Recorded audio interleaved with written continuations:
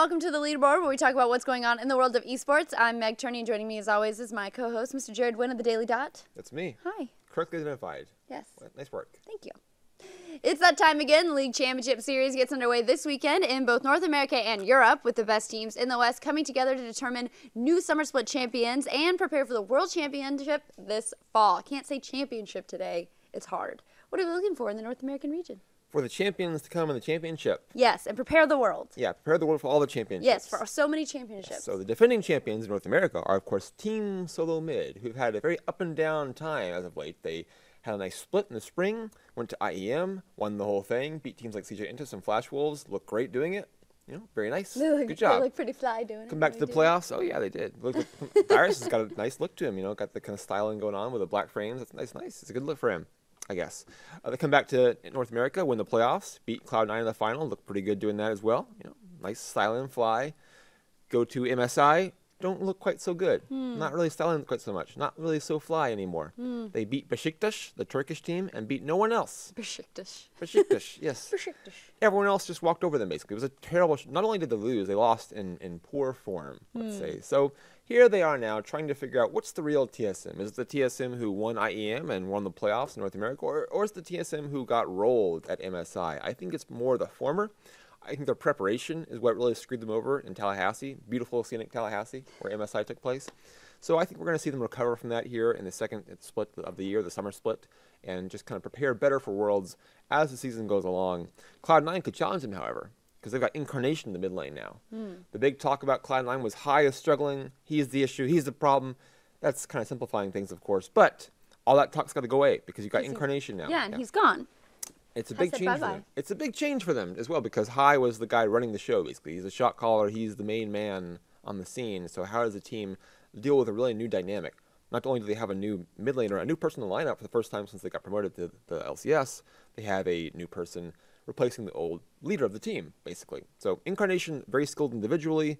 I think he has the record for like fewest days taken to get from a new account to top of the scene in Europe and solo queue, which is great. Doesn't necessarily translate to the top professional league play, but well, because it's about a team dynamic there. It's not just always an individual. But he has some experience with teams as well in different capacities, so I think Incarnation is going to do fine. I think if this team gets rolling early, they're going to be a very scary threat as the season progresses. If they struggle early, they'll still, I think, be good by the end of the split, but it'll be more of a process. We need to see how quickly they adapt to the new lineup and to having Incarnation in it. And of course, we have the CLG drama to enjoy with that's where Link departed with his 18-page manifesto. 18-page really slow mic drop. Yes, and Double Lift has to admit to having a big ego and freezing out top laners in the past, but I'm not the problem. And then we have Afromu getting mostly praise from people, and now Pobelter coming into the mid lane, and we'll see if he can play. He's a guy who's gotten a lot of hype over the course of his brief career for being a very skilled player, but has never really put it together with a team. CLG now gives him an opportunity. We'll see what he can do in the mid lane for them. I'm not so sure, but I'd like to see it. We're going to see it. We're going to see it. We're going to see this. There's no way to not see it. And then Impulse and Team Liquid, both teams to look out as dark horses, I would say. Kind of funny to call Team Liquid a dark horse because they have a horsey in the logo. Oh. Yeah. But Unicorns of Love? It's a blue logo, though. Unicorns of Love over in Europe. Yeah, I want to transition to Europe. Transition to there now. Fnatic defending. Unicorns made the final with one game of beating Fnatic in it, actually. But now Unicorn's making some big changes, going more professional, you know, taking it a little more seriously. Is that good for them? Because their wild, rambunctious schoolyard style, if you will, is what powered them to the finals last time. What gave Fnatic so much trouble? What made that such a chaotic series? And Monte Cristo wouldn't even watch it because it was such shit. Such chaotic bullshit going on. Oh my god, I can't stand it. No more Europe, please. So we have Unicorns doing that. Is that going to work out for them? I don't know. They have good individual talent, but that style is not theirs. I think they're probably going to revert at some point to the more chaotic catch-as-catch-can style, and they probably should, because that's what got them there. That's what makes them unique. The question is, can that take you to the next level? That's a big question to be answered. Maybe we'll see the answer here. Fnatic bringing in Reckless to replace Steelback. An upgrade, I would say. It's hard to replace a big member of your team when you just won the EU split, and then you go to MSI. You play pretty well there. You almost beat SKT in a 5-game series. That's very impressive. To replace your ADC after all that seems questionable, but in this case, it makes sense. Reckless has experience with Yellowstar. Steelback was probably the weakest link on the team, so it seems like an upgrade to me. Other than that, the EU scene is pretty wide open, I think. You've got Gambit Gaming with Forgiving coming in. That's an interesting lineup there. H2K really going under the radar here. They had a great finish last split. They look pretty good in the playoffs as well. Not getting a lot of talk now. Elements looking different, SK Gaming looking different. I'm interested to see how this shakes out in the first couple weeks of play. We'll see. We will see. All right, so 2 big fighting game events. We're taking it over to fighting games now. Took place over the weekend. Stunfest was held in France, while Combo Breaker was held in Chicago. I'm calling it that. I don't care. The French event attracted some of the best Street Fighter 4 players in Asia, while Combo Breaker was one of the first big events to be headlined not by Street Fighter, but by Mortal Kombat X. Let's talk about that. That's pretty significant. It is pretty significant, or at least kind of fun, I guess. Yeah, I mean, it's getting more money. He's throwing some money behind it. Not bad. So Daigo Umehara. Started in France then. The Beast, quote unquote. You can switch that around, actually. He wins in France. He does the winning thing.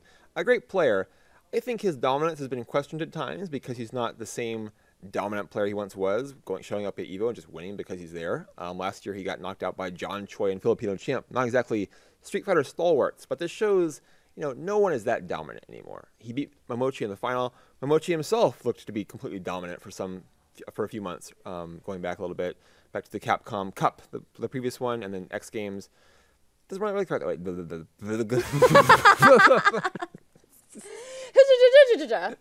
It doesn't really work that way anymore. Right. There's just too many good players. With a single player being dominant. Yeah, there are. There's too many good players at the top because there's so much money involved. Everyone wants to be good and dominant, wants to win. So everyone wants to win. You can't win everything. But he won this. Daigo did. So he did. Nice job to him by winning this. It was better the first time. It was. Talking about this. Too bad. Oh, Guess which ones we're going to use. It was. Because there was a first time. It's always better the first time. It is. Always better the first time. It feels like the first time, but it's not. It's just something's changed. That just seems like I hate when people say oh, I'm going to make it feel like the first time. This first time's awkward, right? Like how first are we going? The first time you're trying to just figure it all out. Like the first ever? No, I mean even just between 2 people. Just the first time is always I don't know what you I don't know, this read is going to go well. The first time anything is always. Those are my exact words most of the time. This read's terrible. What are we doing here? I was trying to make it about the show and about Levin. Let's talk about Combo Breaker. Yeah, sure. Combo Breaker. It happened in Chicago. It took place. Mortal Kombat was the headline event. How about that? Above Street Fighter 4, above Marvel vs. Capcom 3, above every other fighting game in competition in the event itself. Because Mortal Kombat's kind of the home of Chicago. Rather, Chicago is kind of the home of Mortal Kombat. Mortal Kombat loves Chicago. Oh dear. It is. Yes. And Dizzy also, who won the tournament, is a Chicagoan himself. So he beat Sonic Fox in the final. Nice result for him. It goes down to the final game of the final set of the final match. Which is what you want in a final. Even if you want Sonic Fox to win, like I do. You want finality. You still want it and there was a lot of finality there. You still want it to be the last game. It's like in Mortal Kombat. You say fatality. It's kind of finality instead. Finality? Finality? What? It was I was doing the thing. Never mind. What thing? Like when you get a friendship and it's friendship. But we were saying fatality. Well, I know, but that comes across the screen too.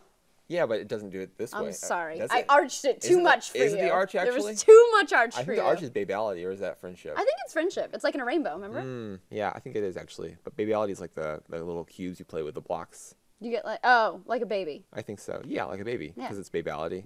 Makes sense. Literally, friendship and fatality, the only things I can think of in my head. Like the kissy one, that's still friendship. You said babality, I thought it was like hot chick. I was like, ooh, like babe. Oh, there's also animalities. Like somebody's tits came out and then boom, you blew up. Well, that is kind of the Mortal Kombat Mortal Kombat does that, right?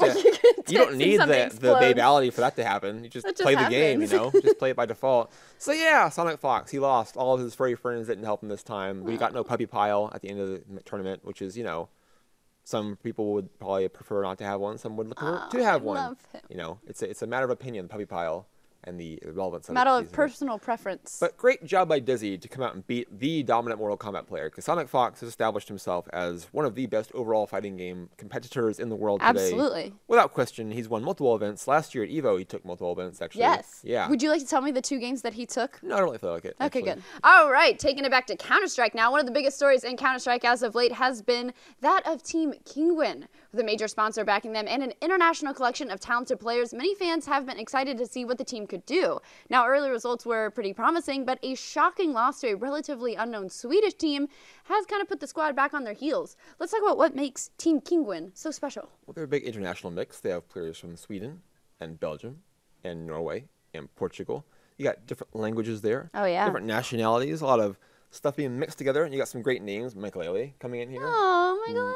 Rain, formerly of some good Norwegian teams. He was a big signing for them. You got Fox, the Portuguese legend, as much of a legend as you could have from Portugal and Counter-Strike, at least. You know, so Sass. They've got some really strong players. Scream, I didn't even mention Scream. How could I forget Scream? Great aimer, kind of the headshot machine he's known as. So a good team on paper. Do they fit together? Do the roles really intersect correctly? I'm not sure about that. They had some decent early results, but not against great competition. They go up against Embrace, a relatively unknown, as you mentioned, Swedish team, and they get bopped. I think 16-1 was the score. That's not a good result for them. No. Now it's one game, so you can't take too much from that, but I think the hype has been a little too real for Kinguin. Do you think that, do you think this is just kind of unique because it's like, it's novel because it's new and there's so many different players, but it doesn't really have staying power? It's a novelty. They got some big names. Some of the players have a lot of fans, so it makes sense they'd have some traction with the community. I don't think we're going to see great results from them long term. I think, if anything, this is like a second-tier team that allows some of the players, like Rain, for example, to have even bigger presence in the scene, maybe get a bigger position with a bigger team later on. I'm not sure this is like a solution team right here. They do have good backing with Kinguin. That's a nice sponsor to have, but I'm not really feeling Kinguin as a team in the long term. Would like to be proven wrong. I like to see international teams come together. We've seen in the LCS, you see teams from different nationalities come together and have great success. In Counter-Strike, doesn't work quite as well. We've seen international teams before do well. I think NOA is a good example of that. But again, you're just having teams, players from Norway and North America in that case, not necessarily players from like 4 different countries with different languages from each country. So it's a big ask. Can it be done? Yes. Will it be done here? Not so sure. I think you need a team to make this work with more natural roles that fit together, as opposed to kind of an all-star lineup of free agents, which is what this felt like and what it really is. We'll see how long they stick together. I like to see them put some good time into it and really see what they can get out of the lineup. Not sure that's going to happen. Alrighty. Prove me wrong. Yes, please. That's it for this episode of the Leaderboard. We will see you guys next week. GG, everyone.